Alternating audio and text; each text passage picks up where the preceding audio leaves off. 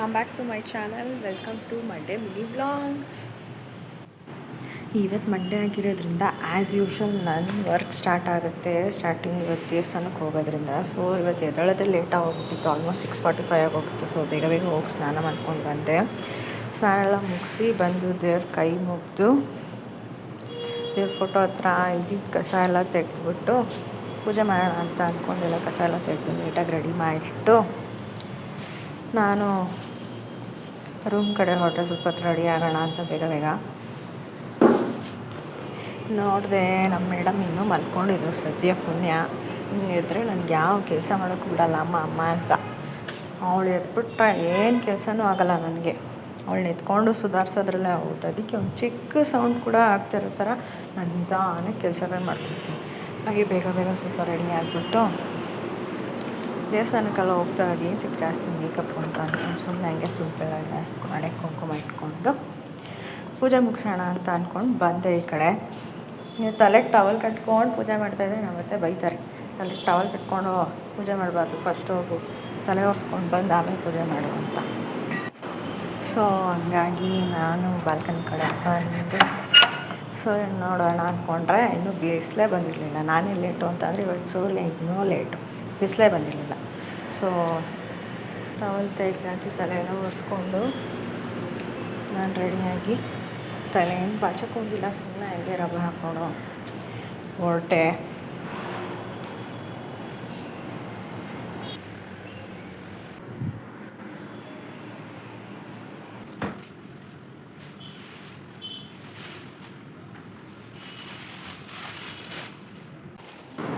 ಪೂಜೆಗೆಲ್ಲ ready ಮಾಡ್ಕೊಂಬಿಟ್ಟಿದ್ದೀನಿ. ದೀಪ ಹಚ್ಚೋದಷ್ಟೇ ಬಾಕಿ ಅಂತ ಅಂದ್ಕೊಂಡು ನೋಡಿದ್ರೆ ಹೂವನೇ ಹಾಕಿಲ್ಲ. ಹೂವು ಎತ್ಕೊಂಡು ಪಟ ಅಂತ ಹೂವೆಲ್ಲ ಹಾಕಿ ಪೂಜೆ ಮಾಡಿದೆ.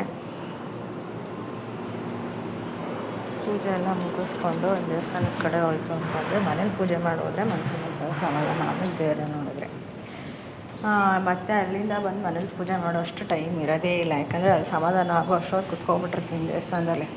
ಸೊ ಹಂಗಾಗಿ ಏನು ಮಾಡ್ತೀನಿ, ಮನೇಲಿ ಪೂಜೆ ಮುಗಿಸೇ ಹೊರಟೋಗ್ಬಿಡ್ತೀನಿ. ಈಚೆ ಬಂದು ನೋಡಿದ್ರೆ ಏನೋ ಚಳಿ ಆಗ್ತಿದ್ಯಾ, ಏನು ಬಿಸಿಲು ಬಂದಿದೆಯಾ ಅಂತ ಇನ್ನೂ ಮತ್ತೆ ಬಿಸಿಲು ಬಂದಿರಲಿಲ್ಲ. ಸರಿ ಇನ್ನೂ ಎಷ್ಟೊತ್ತು ಬಿಸಿಲು ಬರಲಿ ಅದಕ್ಕೆ ಏನು ಮಾಡಿದೆ, ನಾನು ಹೊರಟೆ ರೆಡಿ ಆಗ್ಬಿಟ್ಟು. ಎಷ್ಟೊತ್ತಾದರೂ ಅಷ್ಟೇ ಬಿಸಿಲು ಬರೋ ಟೈಮಿಗೆ ಬರುತ್ತೆ, ನಾನು ಎಷ್ಟೊತ್ತು ಅಂತ ಕಾಯೋದು. ಅದಕ್ಕೆ ಹೊರಟೆ.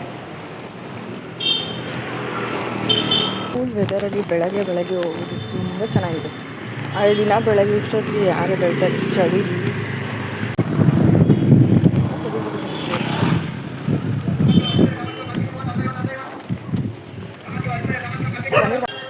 ಪೂಜೆ ಆಗ್ತಾ ಇದೆ, ಸೌಂಡ್ ಕೇಳಿಸ್ತಾ ಇದೆ.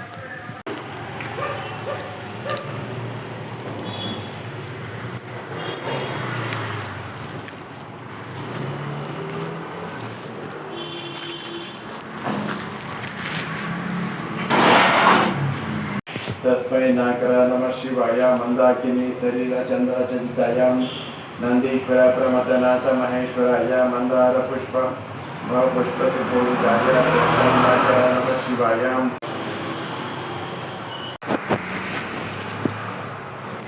ಪೂಜೆ ಎಲ್ಲ ಮುಗಿಸ್ಕೊಂಡು ದಾರಿ ಹೋಗ್ಬೇಕು. ಬರ್ತಾ ಏನು ರೆಡಿ ಮಾಡೋದು ಅಂತ ಯೋಚನೆ ಮಾಡ್ತಾ ಇದ್ದೆ. ದೋಸೆ ಹಿಟ್ಟು ರೆಡಿ ಮಾಡಿ ಇಟ್ಟಿದ್ದೆ. ಇನ್ನೇನು ಮನೇಲಿ ಬಿಟ್ಟಿರ್ತಿದೆ. ಬಂದು ಬೀಟ್ರೂಟ್ ಪಲ್ಯ ಮಾಡಿ ದೋಸೆ ಹಾಕೋಣ ಅಂತ ಅಂದ್ಕೊಂಡು ಮನೆ ಒಳಗೆ ಬರೋ ಅಷ್ಟರಲ್ಲಿ ಆಗಲೇ ನನ್ನ ಮಗಳು ಎದ್ಬಿಟ್ಟಿದ್ಲು, ಅಮ್ಮ ಅಂತ. ಗುಡ್ ಮಾರ್ನಿಂಗ್ ಹೇಳ್ಬಿಡು. Good morning. ಬರೋ ಅಷ್ಟರಲ್ಲಿ ಎದ್ಬಿಟ್ಟಿದ್ಯಾ?